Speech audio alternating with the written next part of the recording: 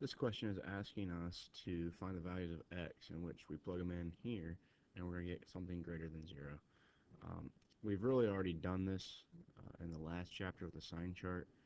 It's essentially the exact same thing that we did earlier. Most of the time, this is not going to be in factored form for us, so we'll have to factor it out. What's nice about this question here is it's already factored.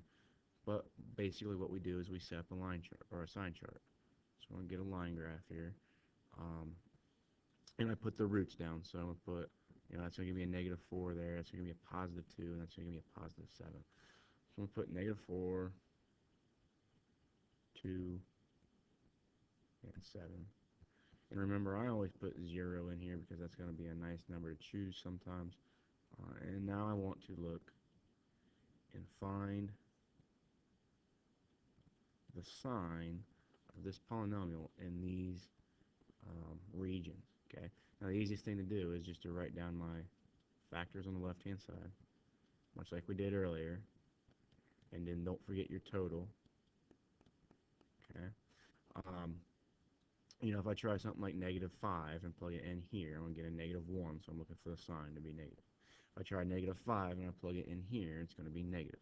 If I plug -5, it's going to be negative, and then my total is negative. Okay, just keep that in mind. Now, if I try in this interval 0, I'm going to get a positive here, +4. Gives me a 0 is a -2. 0 here is going to give me a -7, so there's a positive value. Keep that in mind. Over here, 3. 3 plus 4 is 7.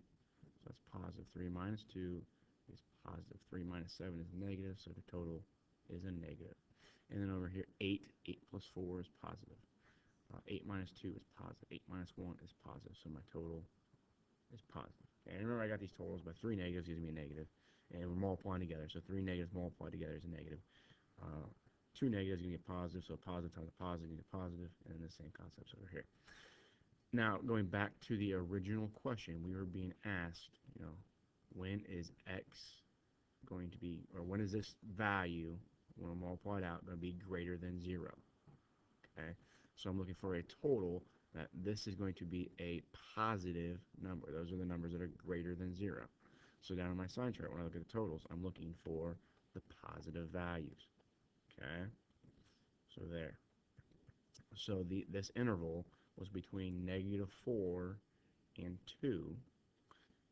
Okay, and now we're looking at x, and we want to be, it says greater than, so we want to be, don't want to use the equal to part of the signs. We want to use, if this is greater than, we're going to use less than down here.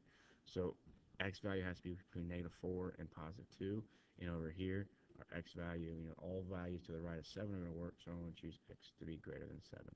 So those are my solutions for the numbers that plugged in to that x will give me a positive number.